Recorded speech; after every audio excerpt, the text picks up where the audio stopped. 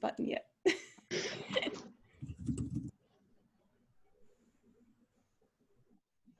Okay.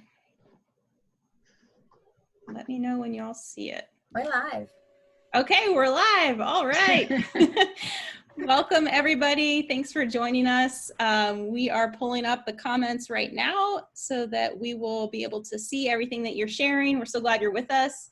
This is our third Facebook Live event. It's been really awesome to see all the feedback we've gotten since the retreat that we held on Mother's Day, and just all the excitement about different topics. We've had a lot of discussion in our Facebook group and on our private Facebook group about things you want to discuss. And so discerning treatment was one of those things that we kept hearing again and again as a topic that was just really on people's hearts. And I know it's a really difficult aspect of dealing with infertility for many couples, whether it's just discerning within the many, many treatment options, or when it's time to take a pause for a shorter or a longer period of time, or perhaps it's discerning when to finally stop pursuing treatment if you've come to that place. And then there are many other aspects within those decisions. So we are gathered here today. I'm Allie, and I'm joined by Kimberly, Andrea, and Casey, and I'll give you their little bios in a second and let them kind of share a little bit about their specific journeys with infertility and with treatment specifically. But before we do that, I just wanted to say that we are, although we all have really awesome professional backgrounds, these ladies do, we are speaking from our personal experiences tonight. We're not here to offer, medical advice or take the place of a doctor or a mental health counselor that you may be seeing, or an ethicist or any other aspect, your priest. So we're going to speak from our personal experience, but everybody has their own unique path through infertility and through discerning treatment. So we're here to share so that you're not alone, that there are others who walk with you on this journey, and each of us has a particular experience that we want to share with you as far as how we've discerned treatment through this difficult journey. So without further ado, I'm going to be playing moderator tonight, so I won't read my own bio, but I'm joined by Kimberly. As I mentioned, she's one of the co-founders of Springs in the Desert, and she has a PhD in moral theology and ethics and a master's degree in theology. And Kimberly and her husband, Greg, of 12 years, have 4 young children. We got to see one of them earlier today in our Facebook preview video. 3 of those children are adopted, and one is still soon to be adopted foster baby. Is that right? August 3rd, we're adopting him. So. Oh, that's awesome. Thanks. Yay. So we're happy to have her here, and her expertise, obviously, in moral theology and ethics will be really great to hear more about. We also have Casey with us, and Casey is a mental health counselor professionally, and together with her husband of 7 years, Brian, who's also been awesomely involved in our ministry and has written a blog, and really excited to have him part of our group. They're involved in their parish music ministry and engaged couple mentoring. And they also run a miscarriage bereavement ministry at their parish. So welcome, Casey. And then Andrea works as a virtual assistant and has worked in youth, young adult, and parish ministry for 14 years. And she has a master's degree in pastoral ministry. And then through prayer and discernment, Andrea felt the call to participate in her spiritual motherhood through the ministry of spiritual direction. So we'll be excited to hear a little bit more about that, hopefully, through this conversation. So before we get to some of the questions that we've been receiving and that we're going to be receiving live, I just want to open it up for y'all to talk a little bit more about your particular experience with infertility and how treatment and discerning treatment has been part of that. So I'll kick it over to Kimberly to start off with that. All right, thanks. Yes, we have been married for 12 years, and we got married a little bit older in life, and I had already, we had met studying theology in grad school, and already were very interested in having a large family, and you know, my husband has a brother with 9 children and another with 4 children, and we were just hoping to have a big family. But so I had already been charting before we even got married, and things seemed fine. I didn't think there would be any trouble. But after we got married and things weren't happening, we sought out a good doctor, and we'd already known about NAPRO technology. So we went ahead and found a doctor who was specializing in that area. And he, we really liked him. I mean, he was very, faithful Catholic, and really interested in trying to help us figure out what was going on. But I don't know, it was a struggle, because we were thinking, my whole goal was like, I just wanted to get myself healthy enough to be able to conceive. And so we were looking at my estrogen and progesterone and all these things. And so he started suggesting various treatments, such as, taking HCG injections and progesterone supplementation and, things like that. And a surgery to kind of see what was going on. And it seemed like there wasn't really an answer as to what exactly the problem was. So there was some unexplained infertility going on there.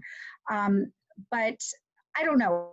It was hard, because I kept, the whole time I was very anxious about, are these interventions causing harm to my body? I was just nervous about taking Clomid. I was nervous about taking HCG injections. It just felt, and I felt very emotional doing all these things. It didn't feel, I don't know, I just struggled, and I really struggled with charting and being on top of that, because I just felt like here I'm trying to control an area that I can't really control, and I don't know, it was hard for me. So I'm just not that type of person who's really good at being very analytical about my own self in that way, and having to keep track of things was very difficult for me. I hated it, to be honest. So even though I teach other women how to do this, but I found it just personally just that desire so much to get pregnant. I just found it so, I don't know, just frustrating. And I didn't want to have to keep monitoring things. I wanted to just trust that God was going to take care of things and there would be a plan, but I wanted to make sure I was as healthy as I could be. So anyway, as we were continuing to look down that path and doing different things, we went ahead and started the foster care route, because I just knew I wanted to kind of open as many doors as possible to allow God to sort of do what he wanted to do, and just to learn to just surrender and say, whatever path you want, God, like, we'll go that way. So, I did the surgery, and I did some of the interventions, and I did the different diets and things like that. And then we went ahead and did the fostering thing, and just sort of like, okay, God, we're just going to give it to you. And it helped me a lot just to be able to sort of let go and just sort of not feel like I had to get pregnant physically. Like, that wasn't the goal so much. After a while, it was sort of like, okay, just trust that God's going to take care of our family and lead us. So that's an awesome witness, and quite a journey. I can't believe you 12 years. That yes, went fast. Yes. And yeah, so thank you for sharing that. Okay, so I'll go Casey next. We want to share anything you want to share about your infertility, especially with discerning treatment. Sure, thanks, Allie. So my husband and I married almost 7 years ago, and we had not tried to conceive right away in our marriage. And so we were married for about 4 years before we started trying to conceive. And I had been charting since before we got married, because I was a little anxious over charting and wanted to make sure I had the hang of it before we got married, since we didn't feel called to try for pregnancy right away. And so we had tried without any interventions for 9 months. And at that point, I did actually conceive naturally. But sadly, that pregnancy ended in a miscarriage. We lost our child, who we named Christian, at about 9 weeks. And there wasn't really any explanation. And very sadly, we had learned from our gynecologist at the time that they don't tend to do any testing until you've had 2 or 3 miscarriages, which was very disheartening and painful. So we had figured, okay, you know, we can get pregnant naturally without any help. So we went along trying again. And after about 6 months of not conceiving, we decided, okay, we better go ahead and start asking some questions. So we ended up seeing just kind of like a run-of-the-mill fertility doctor that had come recommended by some peers. I hadn't known about NAPRO technology. I didn't grow up Catholic. I joined the Catholic Church in college, and so I didn't really have an upbringing of a lot of the different Catholic resources. And my husband's family didn't have any issues with conceiving, and they're also very private. So I hadn't heard anything about it. So we had gone to a fertility doctor, and we had a mixed experience there. I would say that I found it a little surprising that that doctor said, "Oh, I don't want you to chart while you're seeing me. I think it's just going to confuse you." And I was like, "I don't think it's going to confuse me." But ultimately, after working with that doctor for a few months, we got the sense that we were given a cookie cutter approach, such as, you know, this is the intervention that works for the most people, so we're going to give you Clomid, and things like that. And then after those interventions weren't working, and in fact were drying up perfectly good cervical fluid and things like that, he said, "Okay, we better go to IUI," and was like, "Here, you know, here, come in tomorrow. You haven't ovulated yet." And we had a hard time with, it seemed a bit consumeristic when we were there, and we weren't ready to take steps that quickly and go to that length. So we took a very short break from treatment altogether. And then a couple of women had recommended a local NAPRO doctor to me. And we thought, okay, well, let's give this a try. You know, they're not going to be asking us to do anything that might be against Catholic teaching. And we had heard some good things. And so we've been working with this particular doctor for about 1.5 years now. And so while we haven't conceived during this time, I've learned so much more about my body and what is going well and what isn't going well. So we haven't cracked the code or anything yet, and I don't really know if that is the important thing at this point.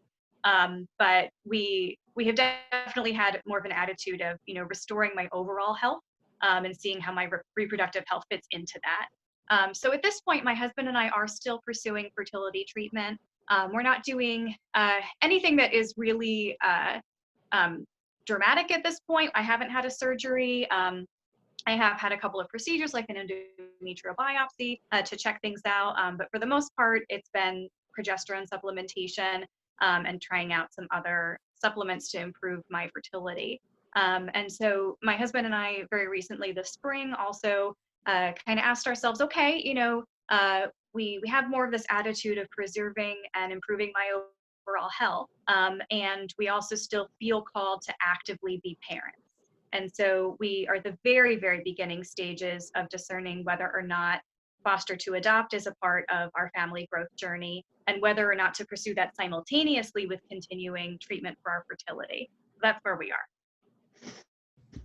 Thank you so much. That's beautiful. Andrea. Yeah, so I've been married for about 6 years, but kind of similar to Kimberly too. I actually learned about NAPRO technology before I was married from a good friend who was a NAPRO teacher, and she informed me about the whole system of charting and why I should just do it just to learn more about my body. So I dove in earlier before I was married, and thank goodness I did, because I actually discovered, well, I didn't discover, but we found out that I had endometriosis early on before I even met my husband. So through charting and through working with my NAPRO doctor, we were able to have surgery, and, you know, but he did warn me. He kind of said, you know, you'll probably have difficulty still getting pregnant. So come back, you know, with, you know, after 6 months after you get married, things aren't happening, come back. So we did.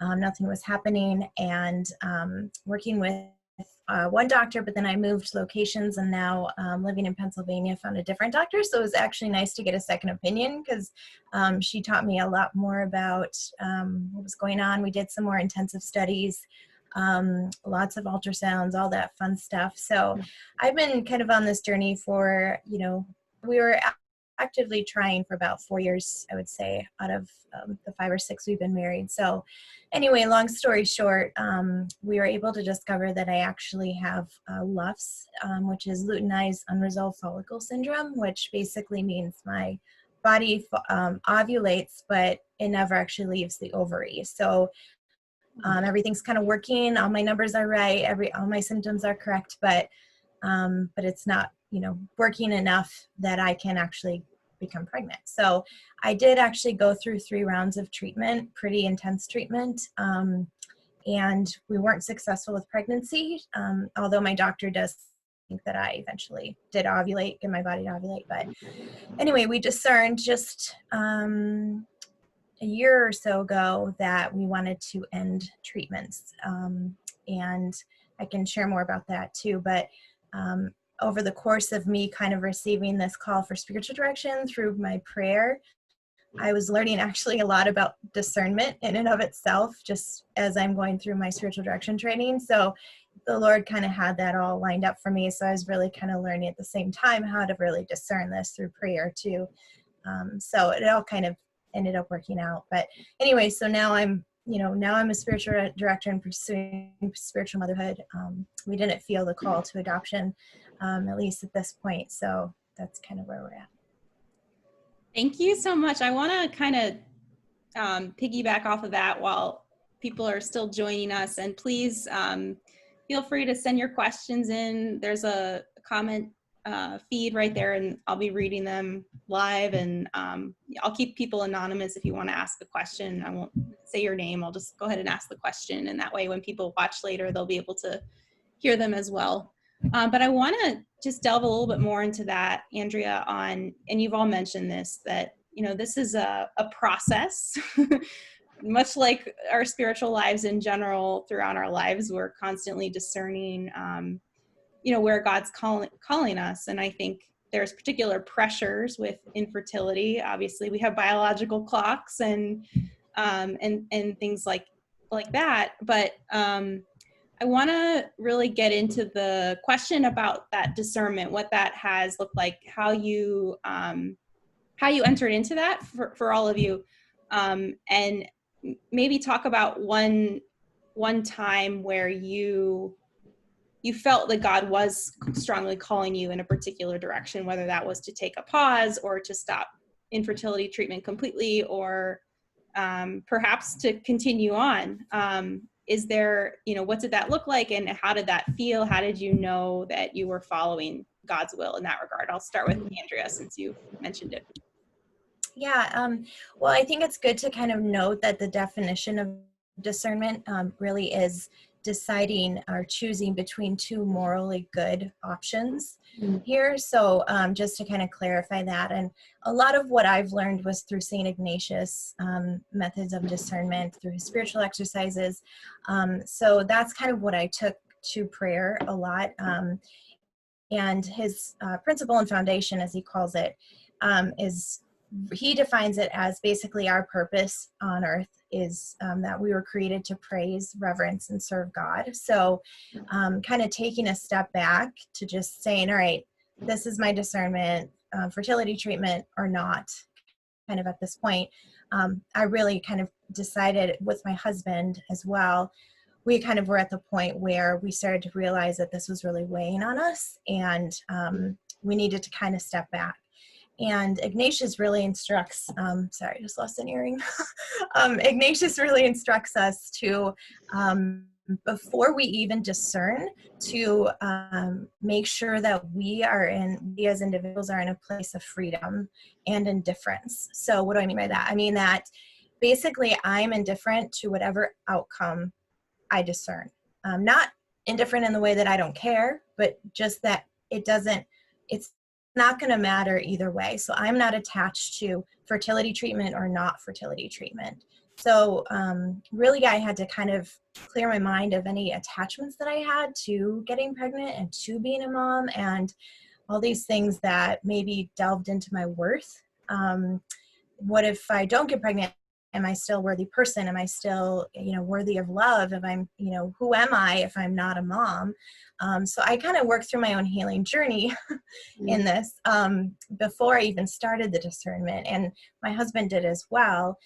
He has some chronic illness, so he's got a whole nother, things he's got to sort out with between him and God as well. Anyway, so being indifferent and coming to a place of inner freedom, of really releasing these areas that might be blocking me from my hands being completely available to accepting what God was going to reveal to me. Because if I went into it with this hint of like, oh shoot, that's not what I wanted, then it wouldn't be this pure discernment, if that makes sense. So, and I hope I'm communicating that properly. And also just kind of sifting through the lies of, like I mentioned, like, I am not a woman if I'm not a mom. And I'm not worth anything if I'm not a mom. So I kind of worked through all of that with God and just kind of receiving more of his truth and his love for me as a person and as a woman. And that he, through prayer and through my own personal prayer, I felt like God was really saying, I love you despite, like, you are first a daughter. And that's where he wanted me to focus. So all of that kind of happened before we started discerning. So then basically we kind of jumped into the process that Ignatian talks about. And there's a lot of material out there on that. A lot of, like, his book, Spiritual Exercises, but also there's Father Gallagher has a lot of good books on discernment as well. So I won't go into that. But anyway, so I came to that place, and we also decided that, through our discernment process, we were not going to really open it up to other people. Meaning we would tell people, we're still praying and we're still working through this, or pray for us. But we knew that it was hard because obviously people's opinions matter sometimes. But we kind of decided ourselves, like, we're not going to invite other voices into this, because then it gets really muddy, and then it kind of allows us to listen to them versus God. And so we entered into a time of prayer and took into consideration all these things that were being affected. Our health, our emotions, our physical, like my body was taking, like Kimberly was saying, like all these things that were coming into it. But really, honestly, it came down to me, like, accepting that this may not happen and being okay with that. Like, that ultimately was what it was, of like, God, do I want a baby more than I want you? Do I want, like, what? When did that happen? When did I become so attached to this? So anyway, I'll wrap this up. So all of those things combined, we went through kind of discernment in that way. And I'm just looking at my notes, but basically I realized that my focus should not be on the gift that God, wants to give me. He says, ask and the door shall be open. It's not on the gift, it should be on me asking, and me being willing to trust him, trust the giver of the gift more than actually receiving the gift. And that's kind of where we ended up. And so I through my journey of that, I realized, well, gosh, if God's not providing here, then where is he providing? Where is he opening space in my life for me to be fruitful? And, okay, I have more time now that I'm not, caring for children. All right, let's look into that. Like, I've been in ministry most of my life. Let's look into that. He's led me down that road. So that's kind of how I kind of got around to spiritual direction and working with women, because I've done that most of my life. So anyway, that's a really long answer, but no, thank you. That's so good to hear. A little bit of a different perspective, if Casey or Kimberly, if you want to share just how you knew any particular decision. Did you feel peace, or how was praying through those decisions? Sure, I can jump in on that.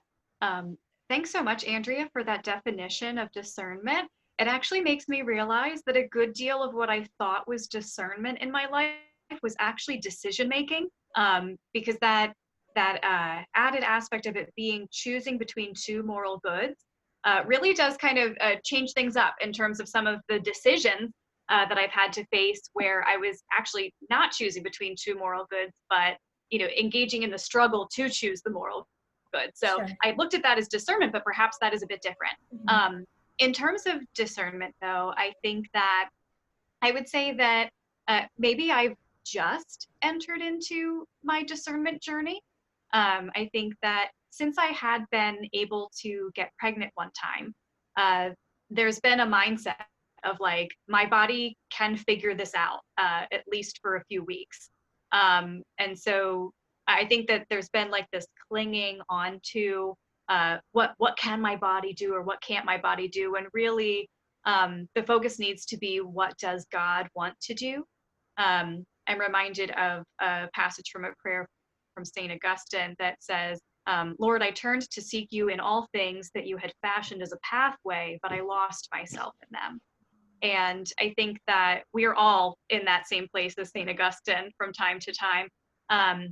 And right now, in terms of where we are in discerning treatment and discerning our journey together as a married couple, I would say that that discernment piece is really not necessarily abandoning the idea of pregnancy, but recognizing what is my known vocation, and then what might be other aspects of my vocation where God's calling me. So I know I'm called in my vocation as a wife. My husband and I are married, and it is a question of how can I do my very best in my vocation as a wife, and how can he do his very best in his vocation as a husband.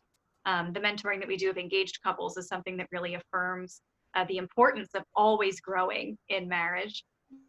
So that is a great good. And in terms of other discernment, I think just this whole season of life getting turned on its head in so many ways over the past several months has made me think in a more creative manner, be more introspective, spend more time just in communication with God, in conversation with him. And so as part of my discernment process now about overall vocation, I am doing a spiritual charism workshop one-on-one with one of my old Bible study leaders, and I'm really looking forward to the fruitfulness of that, to see, is there a charism that God has gifted to me that he wants me to use, and how can I use it? And so I think that that'll be applied in terms of my marriage, and it may be applied in terms of motherhood, whether that is biological motherhood or adoptive motherhood. But I think that in terms of discernment, I'm so glad and grateful, Andrea, that you gave all that information, because that's something that I'm going to follow the example of our Blessed Mother and ponder in my heart when it comes to my husband and me genuinely discerning whether fostering and adopting children is part of our vocation as parents. So that's a little bit of where I am. Just Thank you. I want to just jump in here, and I'll let Kimberly go ahead and talk, but I want to add we've had many questions about, and you all have touched on this, discerning with your spouse. You've really been talking about how this is something you do together. It's not, I'm discerning over here and he's discerning over there. And, but at the same time, you may be doing it together, but you may come to different places, or you may not be always on the same page as far as a particular treatment or a pause or a stop or what's next. So I want to ask the question of, and I think Kimberly might be able to touch on this, what do you do when you and your spouse are on different pages? How have you resolved that at different times in this process? Oh, I don't know. I don't know if I have the answer to that. That's a hard one. I mean, I found it really difficult, honestly, the whole process, trying to be united, because it just, I feel like it's really difficult, because when your focus becomes on trying to achieve pregnancy, a lot of times it's really easy to kind of forget the other person and not be really tuned into each other. So, I love like seeing Casey and her husband, they play music together and they seem to really enjoy being together. And, I think that's so important to try to have outside things that bring you together. Like we tried to, we took a dance class together and we were trying to do fun things together. So it wasn't just, this isn't working out. This is not my vision for marriage. Where are the children? And this is not what I signed up for.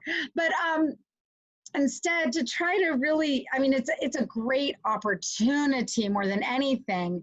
I heard another speaker. I did go to that Unexplained Infertility Summit that happened recently. I watched that and I bought the talks because I found them very helpful.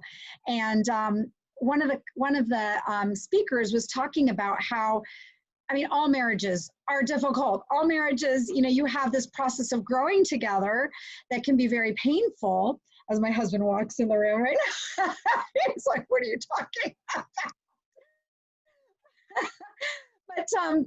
But this, to go through this struggle can be such a gift in a sense, because it really brings a couple together. Like you have to really have, every marriage is going to have some very big, troubling, difficult times.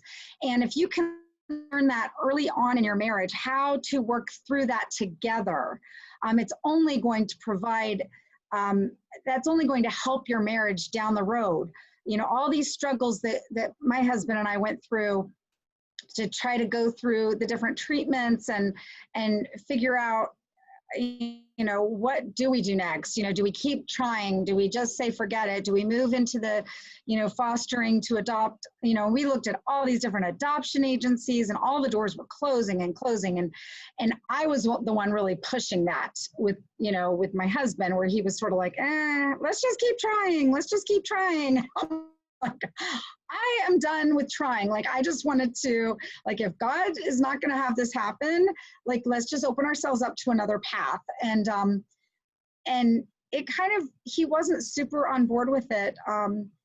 But he was willing. He's like, well, let's just start. We were sort of like, let's just kind of pursue both of these paths simultaneously and see, kind of what comes about. But I do feel like it is a really growth opportunity if we can look at it that way, as as an opportunity for the couple to really say, hey, you know what, we have this hard thing to get through, and this is going to help us learn to pay, to really hear each other, to learn different perspectives, and learn really how to grow together as a couple through this hardship.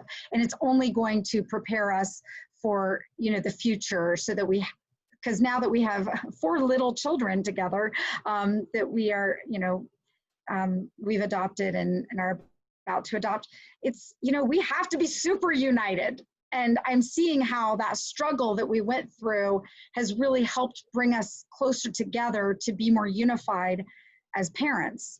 So. That is good news for everybody, no matter where you're at.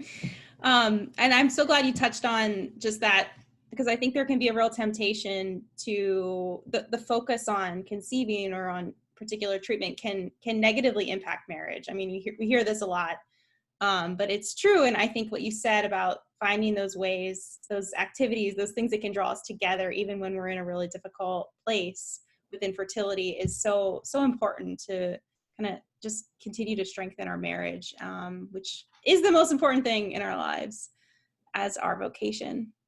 Do you mind if I jump in on that? Please, yeah. I had wanted to say, I think my husband and I learned from almost day one of our marriage that if you're only focused on achieving something, that it's just going to draw the two of you apart.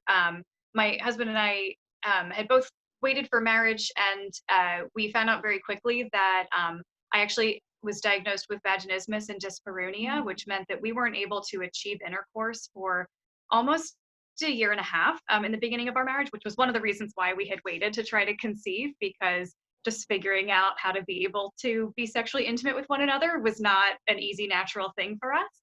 And so that was something where we had to overcome that achievement mindset in the midst of treatment. Like, I had goals I had to meet with physical therapy and other different things. But at the same time, really tuning into one another and recognizing that, like, sex was not an accomplishment.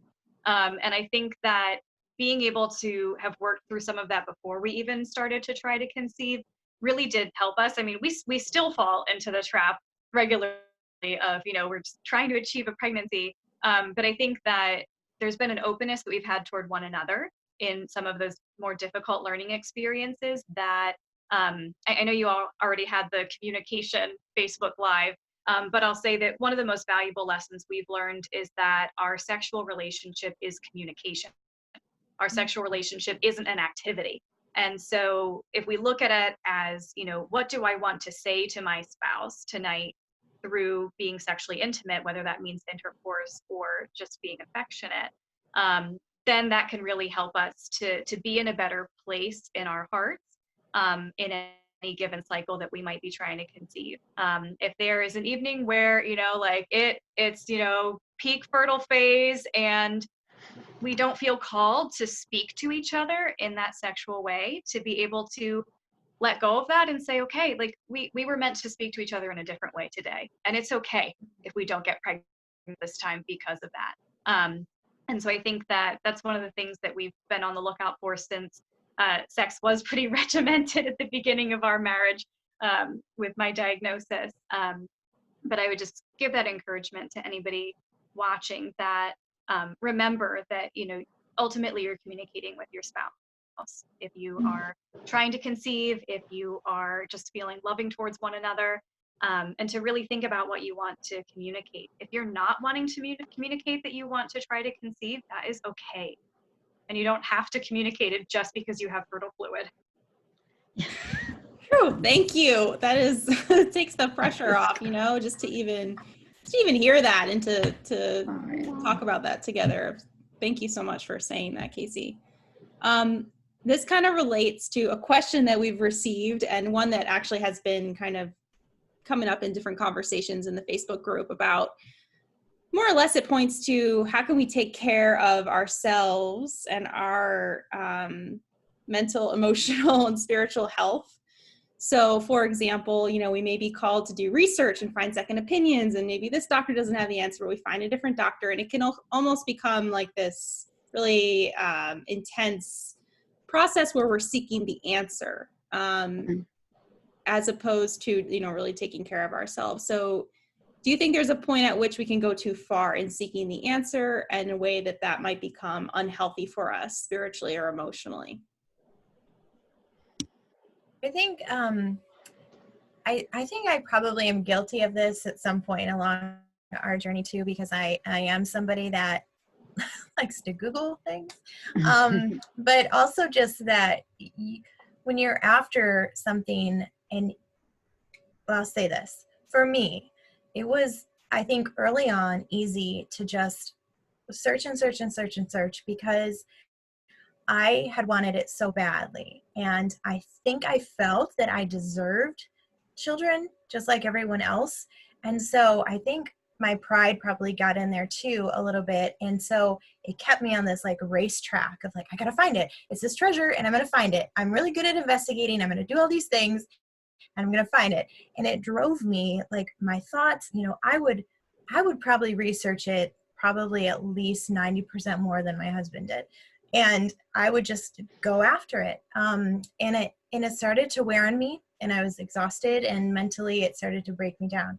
So I started to realize this, and I think what happened just in my prayer and in talking to other people too, I was in counseling as well at the same time, which was helpful, actually really helpful, because that's a way of self-care that can come out too, and spiritual direction and all that good stuff. But of really realizing, like, where's my attachment? And am I in the right race here?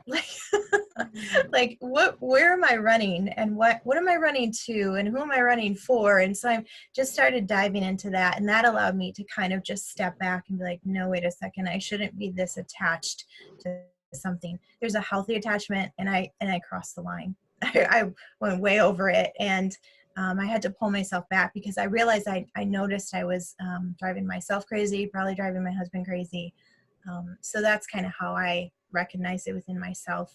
But counseling and spiritual direction and just taking a break. Like I like what Casey said too, just about easing up on your husband, on your sex life, on yourself, and letting that pressure go. So.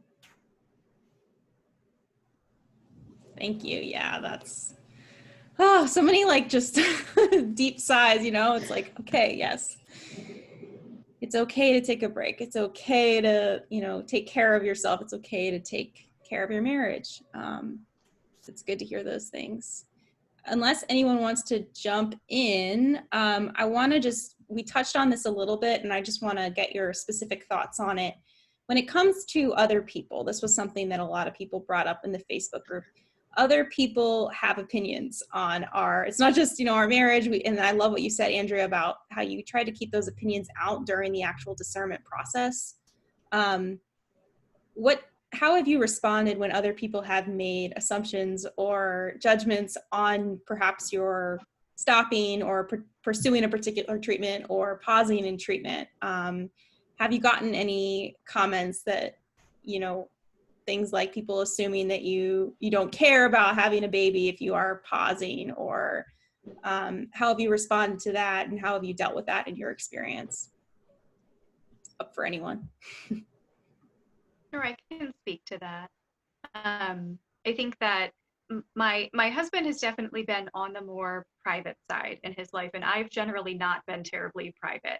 And so we were actually pretty open with our families and our closest friends when we had discerned starting to officially try for children. So like our friends were kind of aware that this was on our horizon. This was something that we were working towards. And so for the most part, you know, we had people caring and saying, hey, how's this going? And then being able to be real with them. So that's been helpful to us.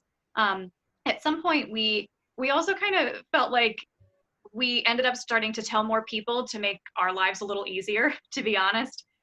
We're both very visible in our parish because of our role in music ministry.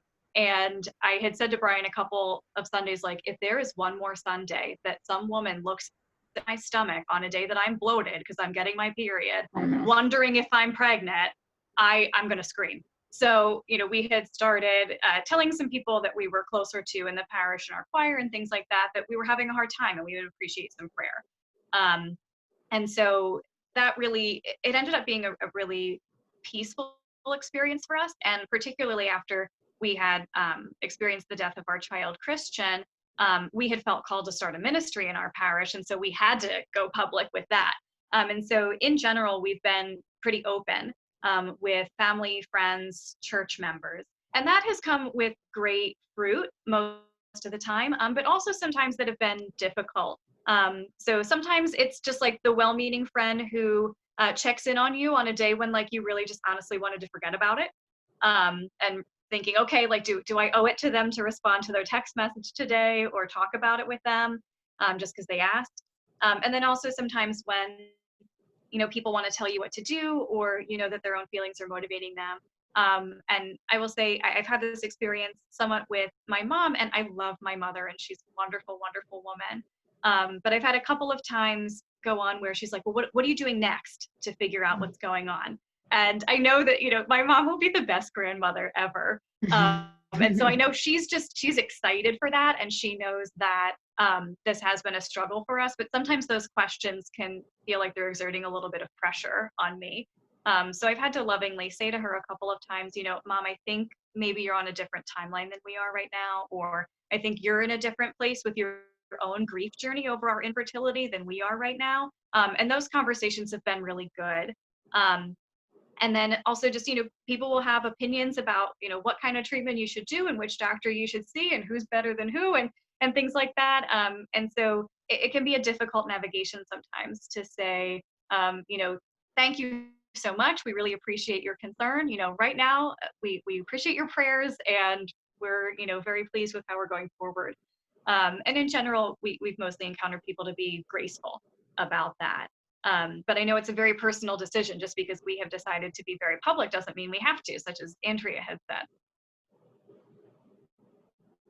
And I would add to, don't be afraid to set boundaries if you have to.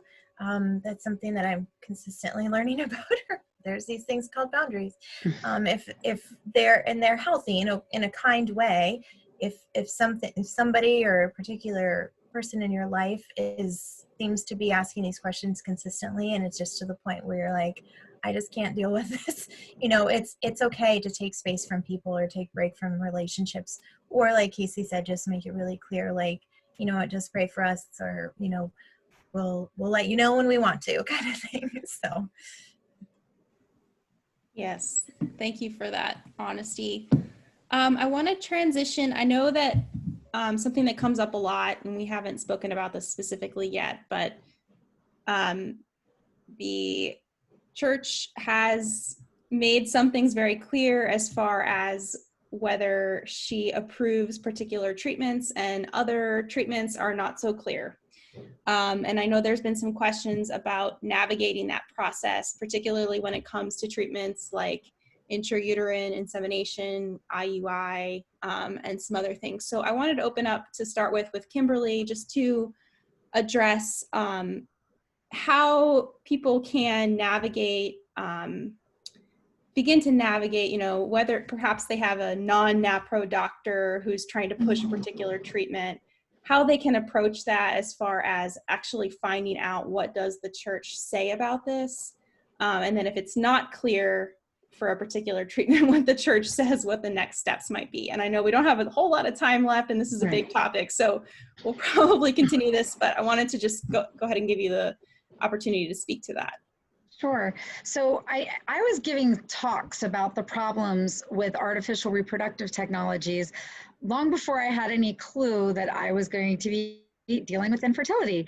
And I kind of, you know, as this journey has been unfolding, I'm thinking, I think God is wanting me to really understand this this cross of infertility really well, because here I was giving these talks, so I really understood the church's teachings against the artificial reproductive technologies such as IVF. I understood them very well in my head, but then having that experience of infertility and feeling like, oh, why can't I do this? I want a child so badly. And you know, feeling that temptation to just want to move towards that direction that seems like, and I know after researching it a lot, it's not this really simple path. It's not, it sounds like it, but in actuality, it's really not a very simple path.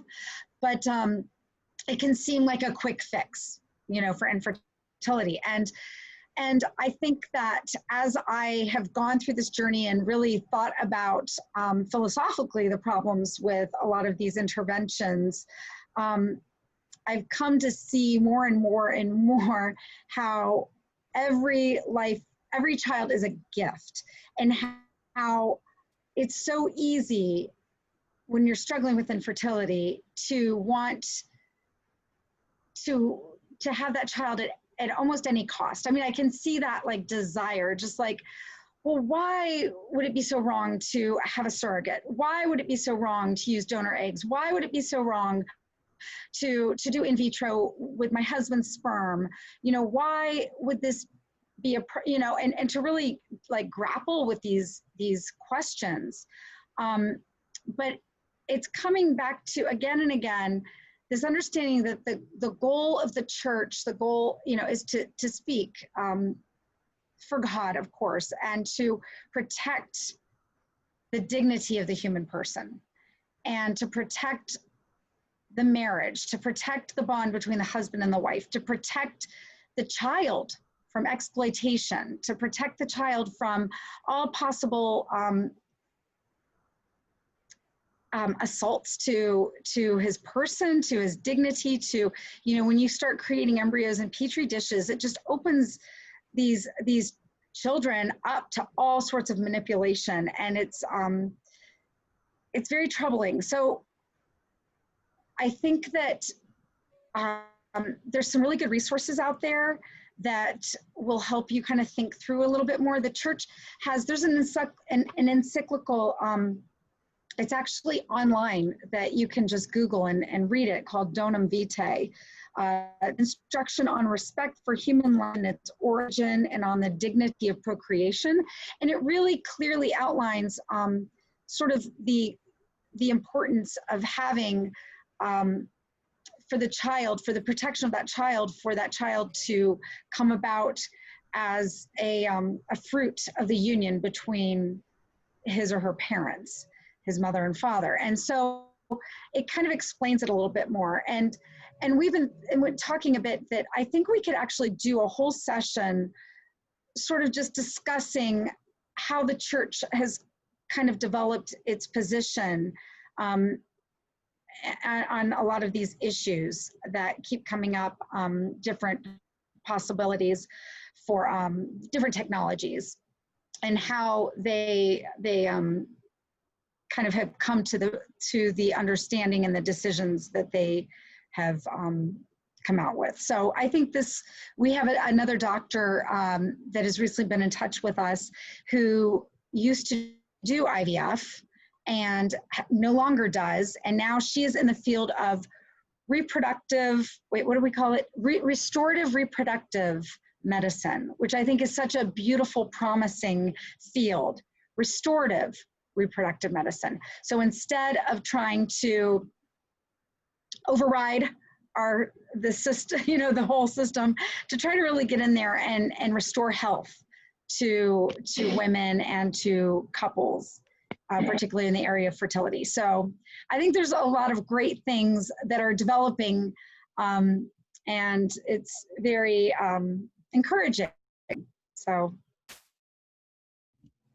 I don't think Anne would mind me saying that she wrote this, but she said, yes, the church wants to protect us and our bodies from manipulation too. She doesn't speak to stifle us and our dreams. She speaks to love and protect us, which is what you were saying. And yeah, I think as obviously we don't have a lot more time. So I think the specifics on that, we'll look for opportunities to talk more about that to really help people navigate what that looks like and point you to resources like what Kimberly mentioned. But please, if there are specific questions, please write to us. You can send an email, you can leave a comment or a message on Facebook, or we post a lot of conversation topics and conversation starters in our private Facebook group. So that's a great place also that we can talk specifically about questions that you may have. But look for more from us in the future to address that specific area that's a big area that I wish we could get to in one evening, but alas, we are running out of time. So I want to just I guess hand it off to each of you just for some parting words, things you might want to encourage those men and women who are watching and who will watch later, whether they're in the midst of treatment or just starting out, or discerning, or in the middle of a break, or wherever they are, just things that you might want to leave them with. So I'll just let each of you have the last word here.